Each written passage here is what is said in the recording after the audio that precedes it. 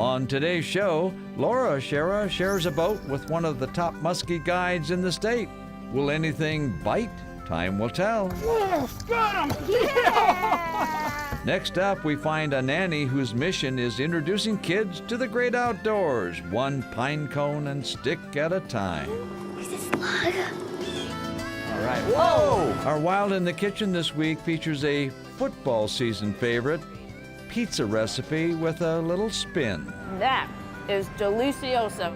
Our Minnesota-bound classic this week deals with the state flower of Alabama, Kentucky, and Nebraska.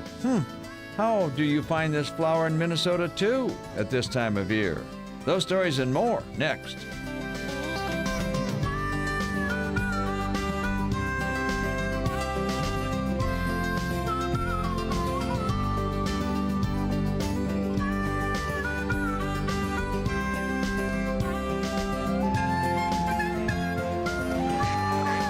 Minnesota Bound. Brought to you by Minnesota's Select GMC dealers. Hi everybody, Raven and I welcome you to the show. You know, we've all gone in search of the elusive muskie. It's not easy and most of us maybe give up. But there's a fishing guide named Josh and a daughter named Laura who simply won't quit. My favorite time of year to fish muskies is right now. Even for a veteran like myself who's been guiding for them for 20 years, it still is, there's never 2 days that are boring, and then having all the people get their first muskie with me, it makes it even better. For sure, Josh Stevenson knows all about the ups and downs, the highs and lows of a Minnesota muskie fishing guide. The constant curiosity I have of why sometimes they will bite, other times they won't bite. At the moment, those pesky muskies were not biting. You know, it's like today, it's like, why are they not biting on a live minnow right in front of their face? But in Josh's case, muskie mysteries only serve to keep him hooked. Hooked on a life of fishing, win or lose. it is a fever, you know, and it's like, I love the hard work, and they also labeled it the fish of 10,000 casts, and I think it's good for all of us, and it also teaches people to be patient, because in this culture, everybody wants it right now, instantaneous. Instantaneous? Is that how fast a fishing rod breaks? Reel in your slack, he does have it. He does have it? Yep. He totally has it. Oh my God, set the hook. Okay, reel it in. Yep, And then set the hook and reel him in. one You ready? got him, I'm ready. Oh my That's God. okay, that's what, you know, she broke the rod. What power. You would have had it if the rod didn't break. Tough luck? Yeah, Josh Stevenson knows all about tough luck. He was a fishing crazy boy who grew up without a dad. My cousin Tom Knutson and his dad Al, they took me out at a young age, and a lot of other people helped out too.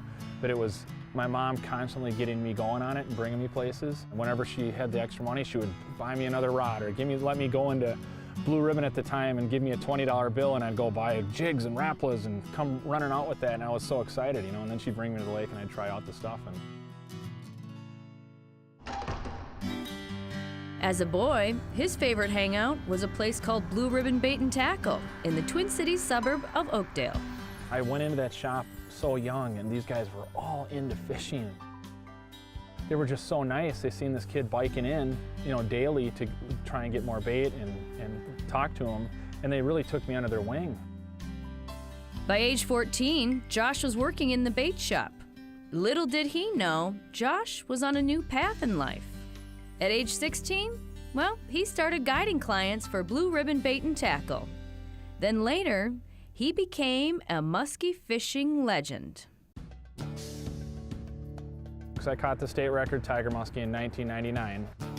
It was 52.5 inches, 35 pounds. You know, by the time we got it to the DNR and had it weighed, it was like 34 3/4 for the record book. Yeah, that day was just one of those days that you always remember in your mind. It's like winning the lottery or something. All of a sudden, everybody wanted to have Josh take them out for muskies, and I'm like, this is unbelievable. That's why it was such a blessing. But Josh's greatest catch was yet to come. In 2004, the owner of Blue Ribbon offered Josh a deal he couldn't resist. So I made a decision right there to jump in and become an entrepreneur. Now he was a muskie guide in his very own bait shop. I'm just so thankful and feel so blessed that, you know, all the favor that I've gotten from God and the industry and stuff, it's really neat. And you should know his guiding luck hasn't run out. Big one. Yep. Set the hook or no? When you get it close to, right by the boat, set the hook and pull them up.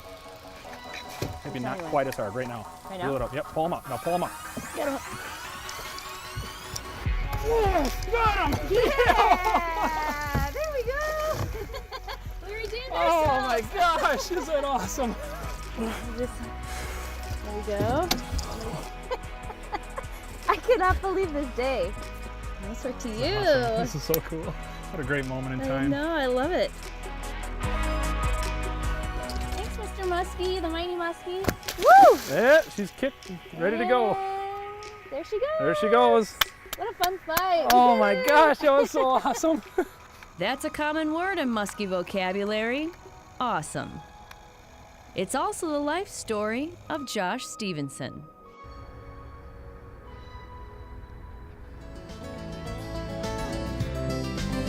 Coming up, a dab of grass here and a brush of pine cone there. It's all you need for an outdoor masterpiece.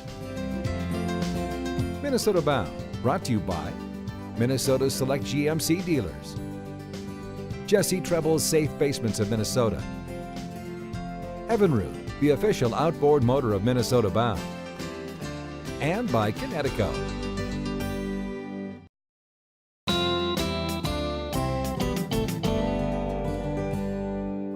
It's said art is in the eye of the beholder. But what about nature and her eye? Behold. Should we add some fish? How do you make a fish? It was Pablo Picasso who said, "Every child is an artist." But these kid creations won't hang in any art gallery. These guys are big. This art is, shall we say, very natural.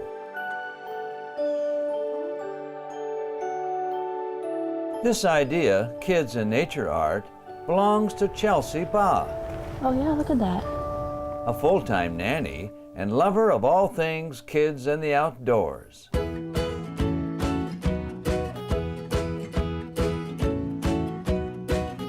Chelsea and the kids look for artistic inspiration along the trails at Westwood Hills Nature Center in St. Louis Park. Is this slug? The goal?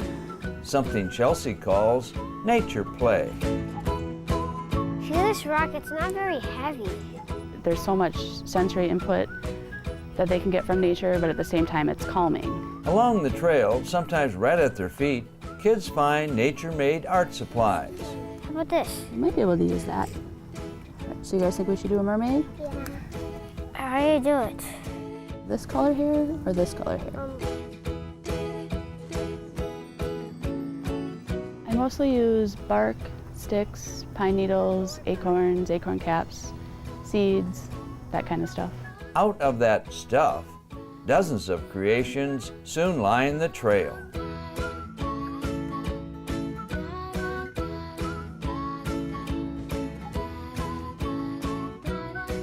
And their art gets great reviews. It looks like a squirrel. Picasso would be proud.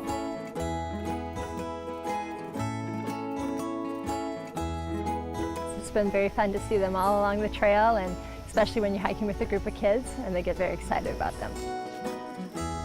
Just go down the street to the park.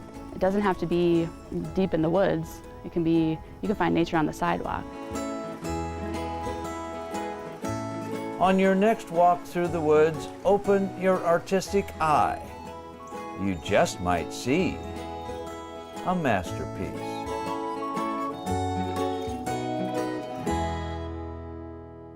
Okay, if you're anything like me, you love collecting baits for fishing.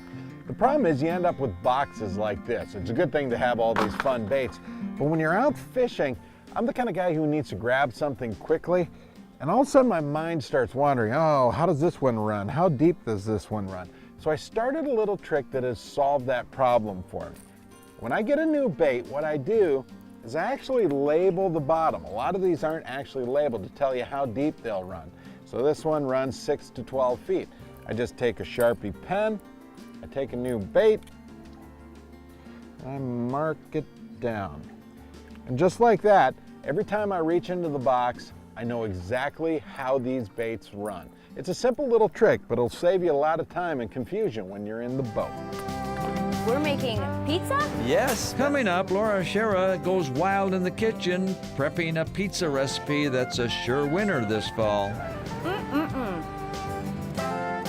Closed captioning is brought to you by Border View Lodge.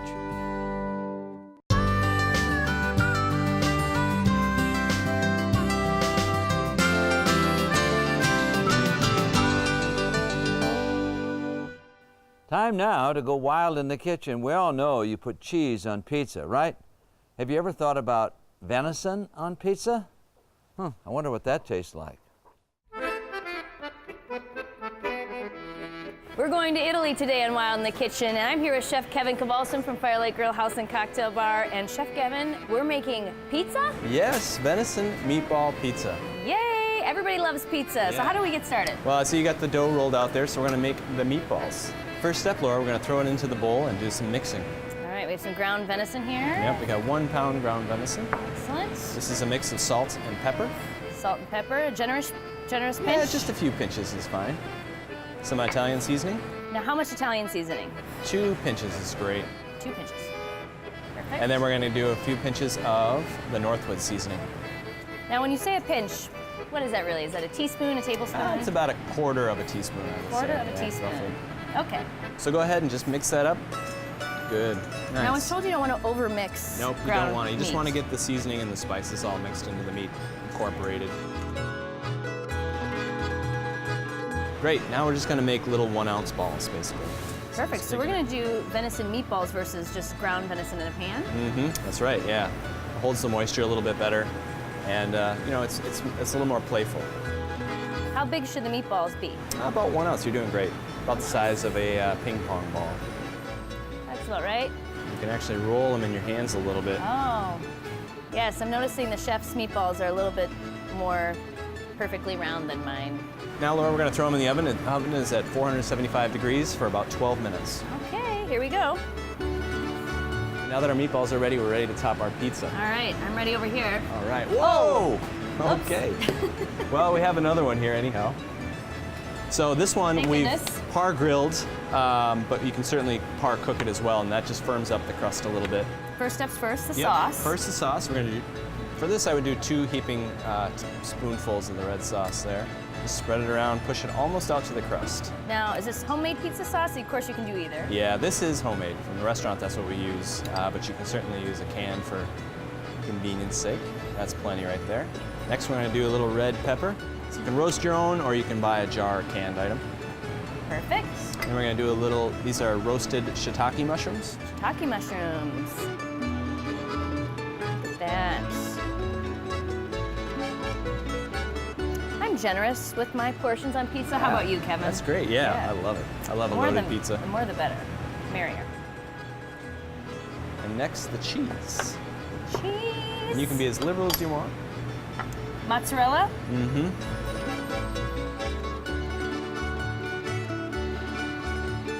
Sneak some greens in there. And of course, if you're making this for kids, you could easily simplify Yeah, you could it. leave everything off to the kids' liking. You can just do the sauce and the cheese and the meatballs. Next, we're gonna do the meatballs, the venison meatballs. The glorious meatballs that we created. Just dot those intermittently.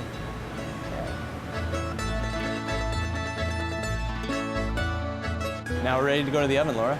Put it on the pizza peel. Ready for the oven. How long are we in the oven? About 12 to 15 minutes. 12 to 15 minutes at what temperature? 475 again. 475. All right. All right, Kevin, it's time. Nice. It's time to take a bite. Dig in. All right. Been waiting a while for this. Who doesn't love pizza?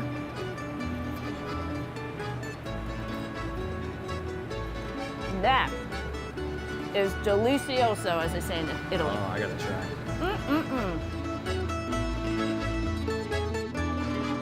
It's wildly delicious. Very good. Nice. Are you ready for an accident on the water? What will you do if somebody falls in or somebody gets hooked? These are things that I think about all the time. It's the fishing guide in me. I want to make sure that everybody on my boat is safe no matter what. I take that responsibility as the boat captain. There's a few things that I do that I think are kind of important. One, obviously, life jackets for everybody. Wear them. They will save lives. The second is a throwable. In Minnesota, it is the law to have a throwable somewhere on my boat within reach, not in the storage compartment. I also tell people when they get on where the ladder is. There's a ladder on the back. If somebody falls in, an adult with wet clothes, and I'm the only one that's going to lift them, there's a slim chance that I'm going to be able to just lift them over the side. I know the game plan. I want them to know it as well. Next, I carry a first aid kit with me. This is a very basic kit. It's a few bucks. It has the essentials. The last thing I do, and this one I have used probably hundreds of times, this is electrical tape.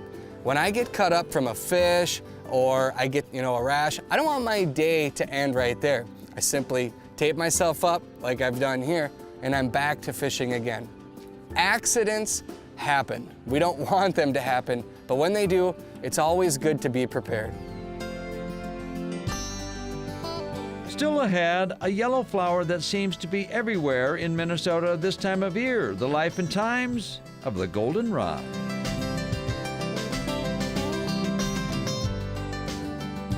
Minnesota Bound, brought to you by Ellsworth Cooperative Creamery,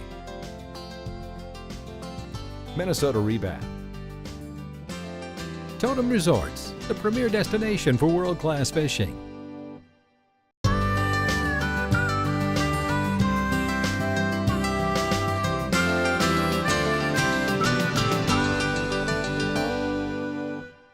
Time now for our Minnesota Bound Classic. Lots of folks, when they sneeze in the fall, they blame the goldenrod. Oh, the poor goldenrod deserves more than that. Behold the goldenrod.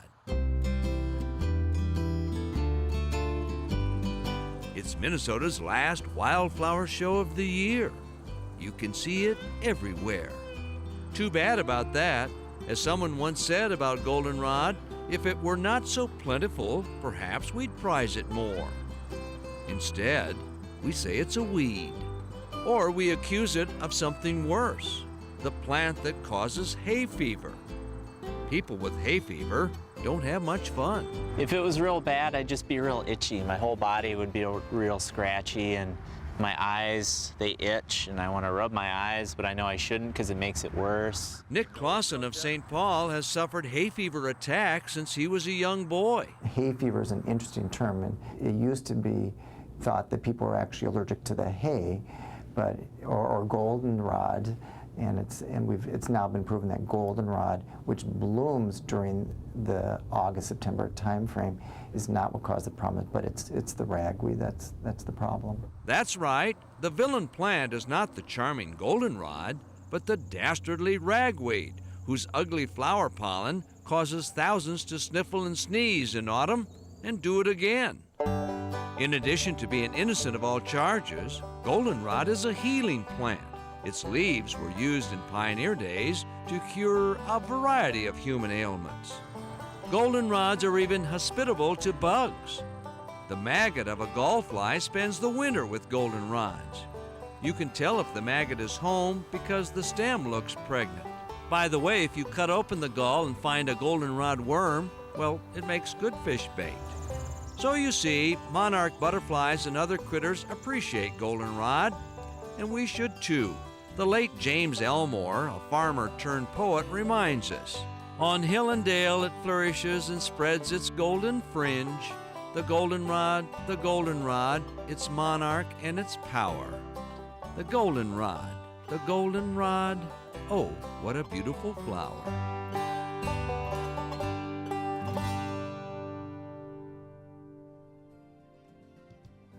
Ah, yes, you look at the goldenrod differently now, right? Well, that about does it for us. Remember, introduce a kid to the great outdoors. I'm Ron Schara, and of course, always the star of the show. This Raven. Oh, yeah, I know. Transportation provided by Premier Transportation, Call 1-800-899-7433. To get more Minnesota Bound, including full episodes, go to mnbound.com. And to follow our latest adventures, like us on Facebook.